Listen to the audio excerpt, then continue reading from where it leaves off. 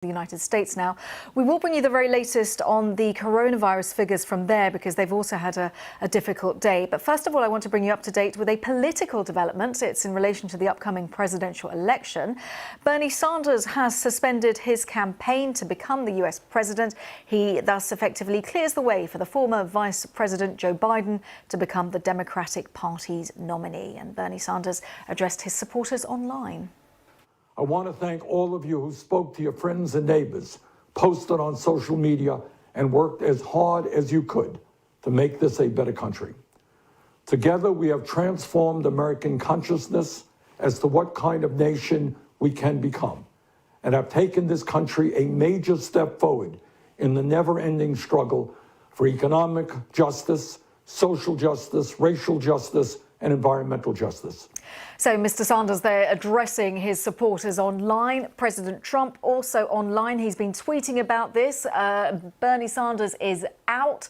Thank you to Elizabeth Warren. If not for her, Bernie would have won almost every state on Super Tuesday, which was, at the beginning of March. This ended just like the Democrats and the DNC wanted, same as the crooked Hillary fiasco. The Bernie people should come to the Republican Party, he suggests. So I caught up with Anthony Zerka to get his thoughts on the president's reaction.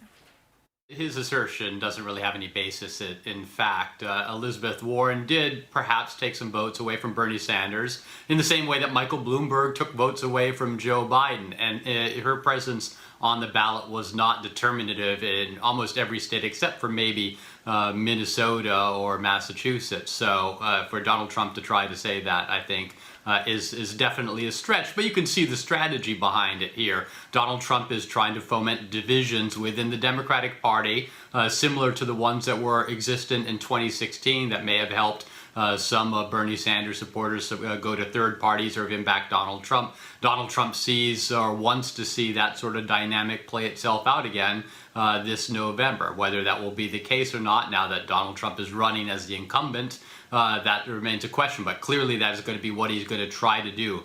Paint this as Bernie Sanders being wronged by the Democratic Party and by Elizabeth Warren.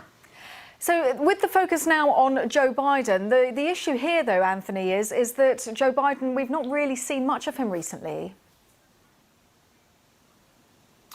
No, we haven't. You have to remember in a normal presidential election campaign cycle, this is kind of a downtime after the primaries have concluded, but before the national conventions, where a presumptive nominee would spend a lot of time fundraising and organizing, finding difficulty getting out into the spotlight anyway against an incumbent. That has made all the harder in this case, where Joe Biden has essentially been confined to his house in Delaware and can only communicate with the media, with supporters, with fundraisers via video conferences and the like. So it is going to be a very real challenge for him to try to break through, particularly when Donald Trump has this national platform with his daily press conferences where he's on television every single day. It is a strange sort of campaign to be in, at least at the moment, but there is months to go before November, and Biden will have his chance to try to wrest that spotlight back from the president. So our thanks to Anthony for talking us through that. Now, the US has recorded the most coronavirus deaths in a single day, another difficult day for the United States. More than 1,800 deaths were reported on Tuesday. This now brings the total number of fatalities in the country to over 13,000. The US has more than 400,000 confirmed cases, and this makes it the highest number in the world.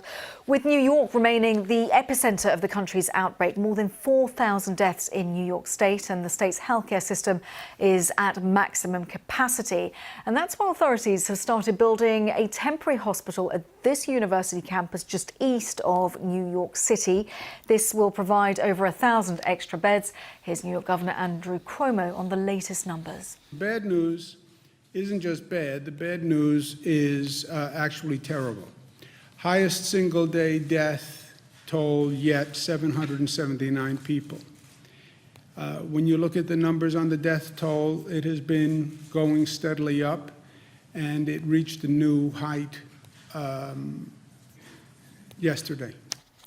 So another difficult day. Well, in Washington last night, President Trump actually had very harsh words for the World Health Organization. He accused it of being too close to China, at one point even threatening to cut its funding. Well, today, the WHO has responded. Issues targeted at me personally, I don't mind. I prefer to really focus on saving lives. I said it many times. We're losing people. Why would I care about being attacked when people are dying? Well, the Director General also urged the US and China to simply come together and not to politicize this virus. We will have many body bags in front of us if we don't behave. When there are cracks at national level and global level, that's when the virus succeeds. For God's sake, we have lost more than 60,000 citizens of the world. Well, let's hear from Anthony on the president's row with the WHO. Well, I think you have to see it in a long line of Donald Trump's response to this viral outbreak, and that is finding other people to blame, other factors beyond his control that are responsible for this growing death toll. He pointed at Democratic governors, such as the governor of Michigan and the governor of New York, as not responding fast enough. Of course, for a while he was blaming China, saying that they didn't control the outbreak in the early stages. Now he's turning to the United Nations and the WHO as being responsible. So it is an attempt to offer the American public, at least, someone else to look at as far as the blame goes. But in the end, it is going to be on Donald Trump's shoulders whether the U.S. succeeds or fails in combating the virus. Now, let's bring you up to date with some new evidence which has emerged of a link between human destruction of the natural world and pandemics just like this one, like COVID-19. So according to this major study, which was published in the Royal Society, increased contact between humans and animals is causing more outbreaks as viruses jump from animal to human, with scientists from Australia and the US finding up to 75% of human infectious diseases originally coming from animals. So probably no surprise that resilient wild animals, things like rodents, bats and primates, well, they carry the highest number of viruses. But scientists are quick to warn that we shouldn't be blaming animals for outbreaks. Instead, they point to how we humans are destroying their natural habitats through practices like hunting and farming, which is bringing us closer into contact with wildlife. Now, there are numerous theories about the origin of COVID-19. Some of them are a little bit dubious, others a little bit more believable. One theory is sticking in the public mind. This one's been quite persistent. This is that the pandemic that we're seeing started here. This is the now infamous Hunan animal market in Wuhan. It's thought that someone, patient X, was infected with a virus from an animal and then spread it locally before the rest of the world. Scientists are still trying to unravel which species that it actually came from, which is key to understanding this pandemic and finally stopping it. Chinese state media suggest that it was possibly passed from this. This creature is a pangolin. It's a scaly mammal. It looks like an anteater and it's under threat. Scientists say that smuggled pangolins were found to carry viruses closely related to COVID-19. Now, there are other theories. Another one is that it came from bats and that it was passed through an intermediary animal in the same way that SARS was. The epidemic moved from the horseshoe bat to this animal. This is a civet, before then infecting humans. Now, whatever the cause, close contact with animals is being blamed, and that is putting a spotlight on the global wildlife trade. And scientific evidence suggests that SARS-like viruses out there. We spotted this article in Scientific American, and it's on the discovery of dozens of other deadly pathogens in bat caves in China. And the article suggests that Wuhan outbreak was in fact inevitable given its popular animal markets. Well, following this is our science reporter Helen Briggs, who joins us now. So just explain to us the likelihood, with so many different theories, the likelihood of which one is true, and the fact that, well, you know, we are encroaching upon animals' natural habitats as we develop out. That's right. Well, scientists have been warning for decades, really, of the risk of viruses jumping from animals to humans and all sorts of things linked with that. SARS, MERS, Ebola, and now COVID-19, all thought to have their origins in wild animals. And we know that this seems to be becoming more frequent. And you can go out and you can survey wild animals for viruses. So bats are known to carry a lot of viruses, but they don't actually cause any problems for bats themselves. They don't make bats sick. But if they jump to humans, then they can make humans sick. So really there's this concentration now on the idea that human health is linked with animal health and indeed the health of the environment, the health of the planet. So what scientists are saying really is this is about human behavior. It's not about animal behavior. And anything that brings humans and animals into close contact can increase the risk. So if we're destroying their habitat, encroaching on the habitat of wild animals, coming into contact with them, that can increase the risk, as can wildlife trade and these wet markets where different species of animals are put in cages and they're crammed together. And that wouldn't happen naturally. And scientists say that's a breeding ground, if you like, for viruses to jump from animals to humans. So Helen, why aren't these wildlife, these markets that we're seeing, like the one in Wuhan, why aren't they simply banned?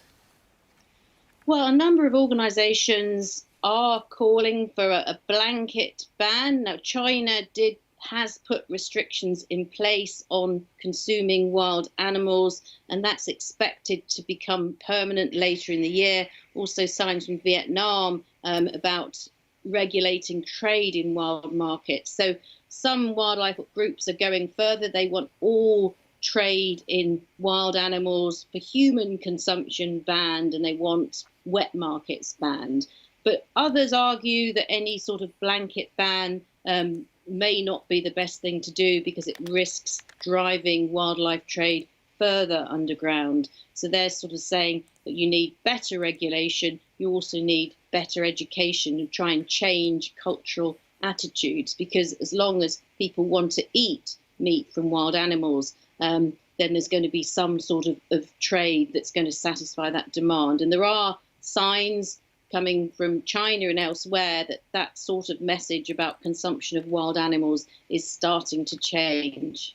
OK, Helen, thanks so much for talking us through that. Helen Briggs, our science and environment correspondent. Her article is on our website. It's fascinating reading, so do take a look at that. Now, so far, we've been talking about viruses jumping from animals to humans, but COVID-19 is also spreading from humans back to animals and between species. New research suggesting cats are able to catch this disease from other felines, while another cat has been infected with the virus after its owner had symptoms. So vets are now recommending that we keep cats indoors throughout the lockdown. And you might remember on Monday we heard about this tiger which tested positive at a New York zoo. Well, several other tigers and a lion have also fallen ill. They are all thought to have caught it from a zoo employee who hasn't yet shown any symptoms. So is there reason to be cautious? Here's our science correspondent, Victoria Gill. Probably the most important bit of information, especially for any concerned pet owner, is that there is absolutely no evidence that a domestic cat or a dog,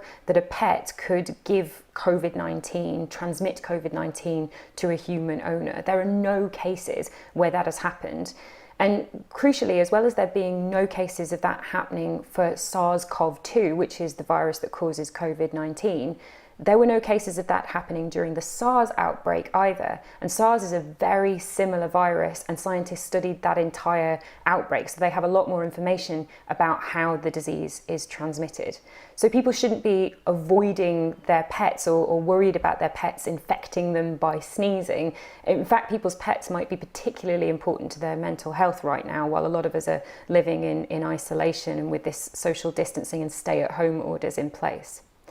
Now, there is some evidence that humans could transmit COVID-19 to other animals. So there have been a few cases with domestic dogs and a pet cat, and most recently of a tiger at a zoo in New York that tested positive for COVID-19, and it's thought to have been transmitted from the tiger's keeper. But crucially, those animals didn't become sick. They tested positive for the virus, but they didn't become ill, and they weren't infectious then to those humans. Well, this virus is taking its toll on the financial situation, on the economies of the global economies. The EU finance ministers have failed to agree on a recovery package to help their economies get back on their feet from this pandemic. The issue has exposed deep divisions in Europe, where Italy and Spain have accused northern nations, led by Germany and the Netherlands, of not doing enough. Now, the chairman of Eurozone finance ministers, Mario Centino, sent out this tweet in which he says that after 16 hours of discussion, we came close to a deal, but we are not there yet. He said that he suspended the Eurogroup and will continue talks on Thursday. My goal remains a strong EU safety net against the fallout of COVID-19 to shield workers, firms and countries, and to commit to a sizable recovery plan, but no agreement yet. So let's get more on why there's been so much disagreement. Here's Gavin Lee in Brussels. All of the finance ministers of those countries that share the euro as a currency, 19 different countries in the eurozone, the idea is, what do you do? It's a big existential question that Angela Merkel said is the biggest test for the EU just the other day. How do you support those countries most in need, hardest hit, and yet already had financial debt issues with the EU in the past, Italy and Spain, for example?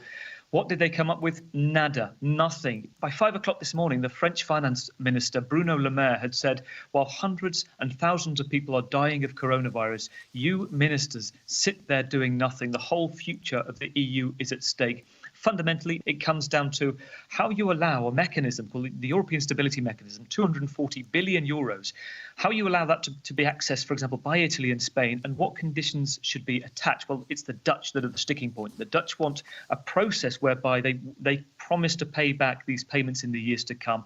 The Italians and Spanish say it's about a lack of trust. It's about unity. There's another meeting tomorrow. Indeed, there will be huge figures, but of course, absolutely huge consequences as well. So let's bring you up to date with what is happening in Spain. The daily death toll there has risen for a second day in a row. 757 people lost their lives in just one single day. Now, that is an increase of 14 people on the previous day. It is, in fact, far lower than the record 950 deaths, which were reported on the 2nd of April. But it shows that this crisis in Spain is far from over. Almost 15,000 people have died across Spain, and the country has more confirmed cases than any other in Europe. However, the rate of new infections does appear to be stabilising, and so far at least 48,000 people have recovered. So police checks are intensifying across the country. It's to ensure that Spaniards do respect the lockdown ahead of this Easter weekend. This police drone footage shows those empty streets, only a few cars circulating. This is in the capital, Madrid. And you can also see police carrying out patrols in helicopters. This is over the Canary Islands. This is to make sure that people were not outside their homes for non-essential reasons. Some people in Tenerife and Fuerteventura, well, they were caught sunbathing on rocks or beaches. And yes, a big no-no from the officers there. Now, a senior World Health Organization advisor who has been visiting Spain gave us this update. I don't want to use the word optimism because in the face of such devastation and destruction and illness in a country, that is the wrong word, frankly. But there's hope, at least, and evidence that this outbreak is definitely slowing down. So the situation in Spain there, let's turn to France, which has gone into recession after its worst economic contraction since the Second World War. Now, the official figures show that the economy shrank by 6% in the first quarter because of the outbreak of coronavirus. Almost 11,000 people have died from COVID-19 in France. Stricter measures were introduced on Wednesday. It's on taking outdoor exercise. Authorities also announcing that a nationwide lockdown is being extended. President Macron is due to address the nation on Monday. Our correspondent Hugh Schofield has more on the ban on exercising outdoors in Paris.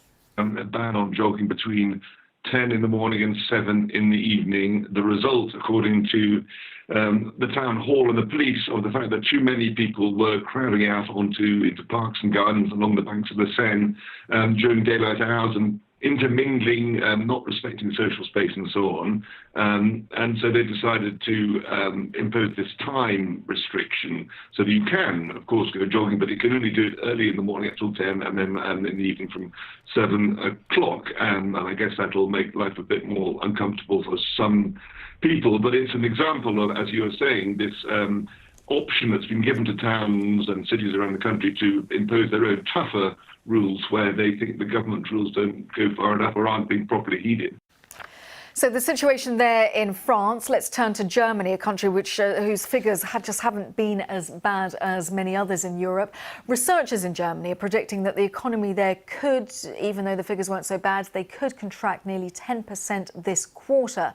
The German government has also said that it will accept 50 migrant children from camps on Greek islands. And when you can see the conditions that many migrants are living in on the island of Lesbos, these images from there, obvious concerns over the health situation in these overcrowded camps due to the coronavirus pandemic.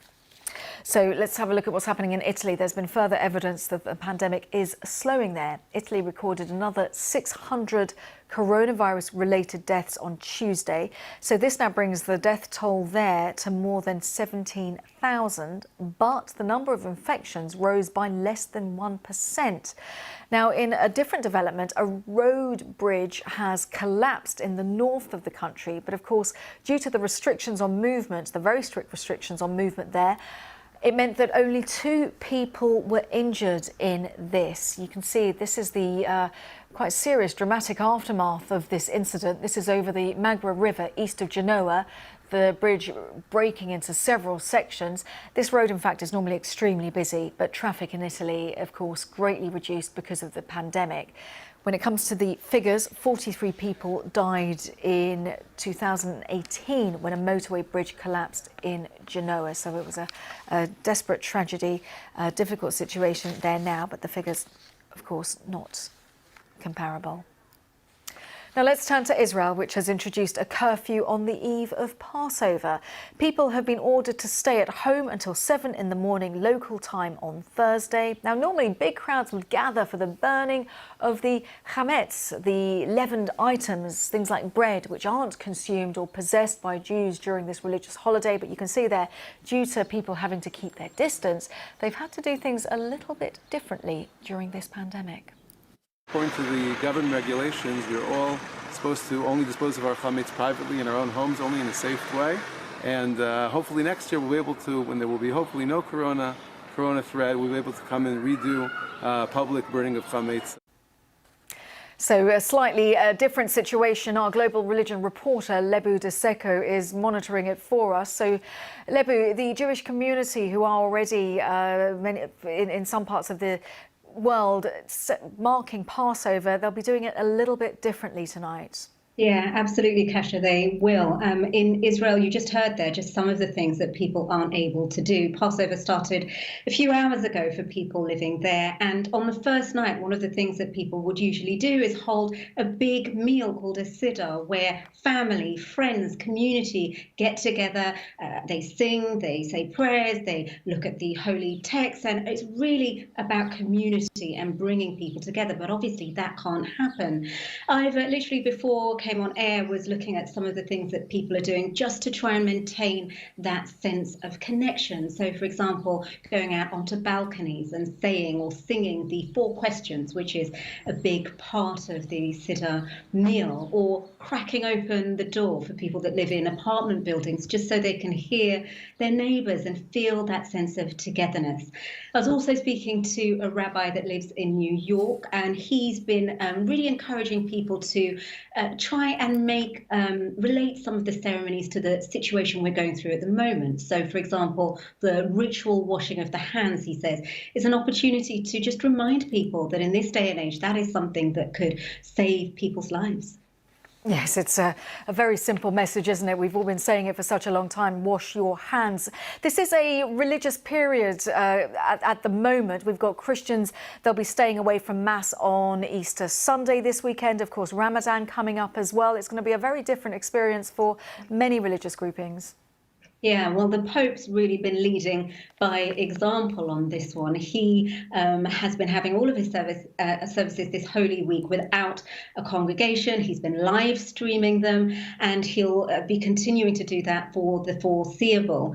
I was speaking to a Christian lady who lives in Kenya. She was telling me how they're doing a Zoom communion on Friday, Good Friday. I didn't even know that that was possible, but that's something that they are planning to do. And also a group here in the UK were telling me how they're planning for Ramadan. One of the big things that happens every evening is people get together and break their fast together. They have a meal called an iftar. This group are planning or trying to have the world's biggest Zoom iftar. They'll be also having the call to prayer every evening. And something that really struck me when I was speaking to one of the organisers is she said, look, just because we're physically apart this Ramadan doesn't mean we have to feel alone. Oh, that is a lovely thought on which to end. Lebu, thank you so much. It's a very strong message there. We are distanced, but we are still together. Lebu Diseko there, thank you so much for talking us through that.